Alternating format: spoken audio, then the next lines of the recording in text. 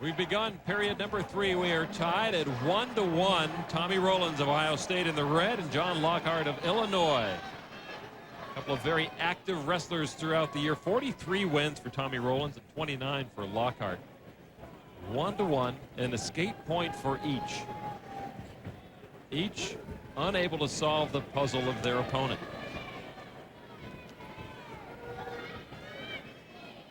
Rowlands, it really has been the more active of the two, trying to get down low on the shots. And just as I say that, of course, Lockhart goes down for the double, but it's out of bounds. John, good job on winning. I like what Rowlands is doing. It's not the amount of times you shoot, it's how effective your shots are. And thus far, when he has decided to shoot all but once, he's been pretty effective. Rowland, on the other hand, has a lot of shots, but maybe only one of them has really been threatening. The fatigue factor, I would feel, has to come into the place for Rowlands. He's been pushing around the much bigger man in Lockhart to this point. And perhaps Lockhart waiting for the final minute, which we are now in, to do his duty. And size now has a little bit of a role to play in that, knowing you're going under a big body that's going to hit you hard on the sprawl. I like that kind of thing, what Rowlands just did. He off-balanced him, but he didn't follow it up.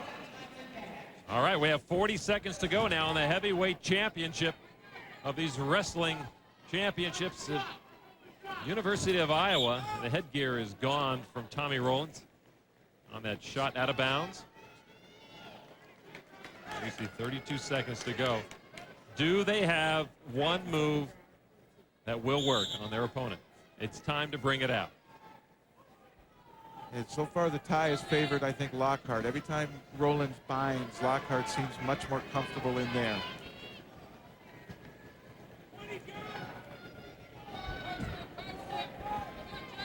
Maybe a 2-on-1 or something. You take the hand off the collar tie and use a 2-on-1 perhaps to start some motion. But when they're clinching like this, not much is going to happen. It's going to risk it. You got to counter at that point. That's what Rowland was just waiting on, and they're out of bounds just as the third period ends, and we are tied.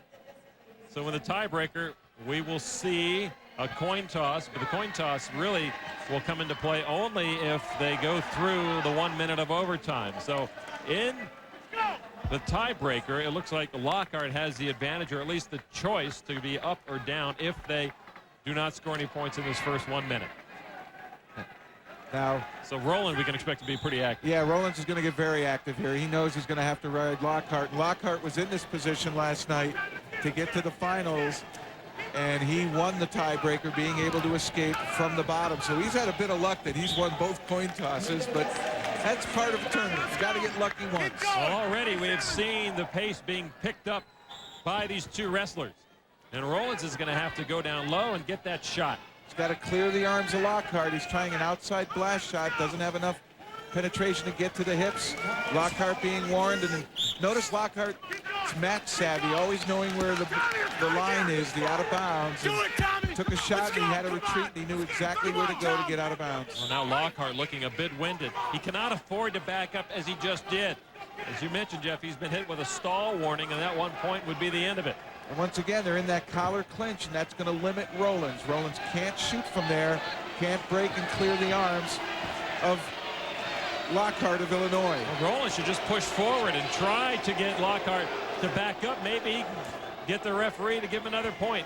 I don't know if he's going to give him a championship, though, on a stall call. No, 8 seconds left unless Lockhart starts backing up from the moment the whistle blows. It's going to be tough. It's going to go to the tiebreaker. Rowlands has got to be explosive here. Clock's not running. Now the clock runs. So they got a couple extra seconds out of this. I think they knew they were going to the tiebreaker. Yep, that is time. So they knew, they hung on. So that is the end of now the overtime, and now it is the critical tiebreaker.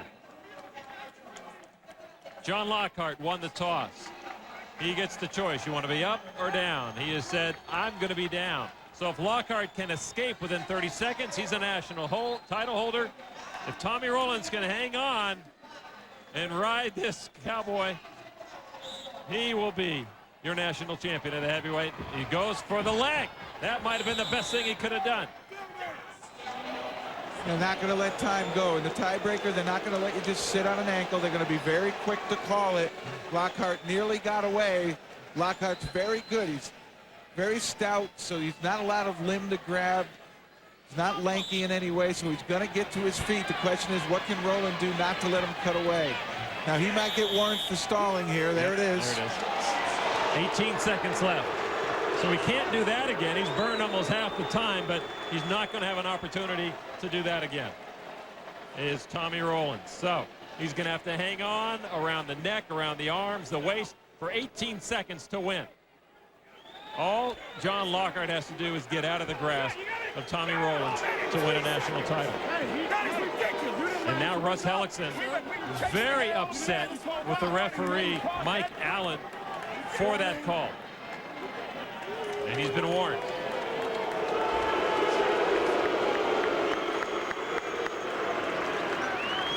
Well, that stall call happened awful quick. I think that's why Hellickson said it, but it was the second time. Exactly. That was actually the first time he dropped down on the leg. The first one, they were up on their feet when he went to the leg. Oh, he's trying to pick him up. That's it. 12 seconds. No, he can't do it. John Lockhart of Illinois, the number 4 seed, works his way through the bracket and is your national champion in the heavyweight division. We'll be back to wrap things up at the University of Iowa in just a moment.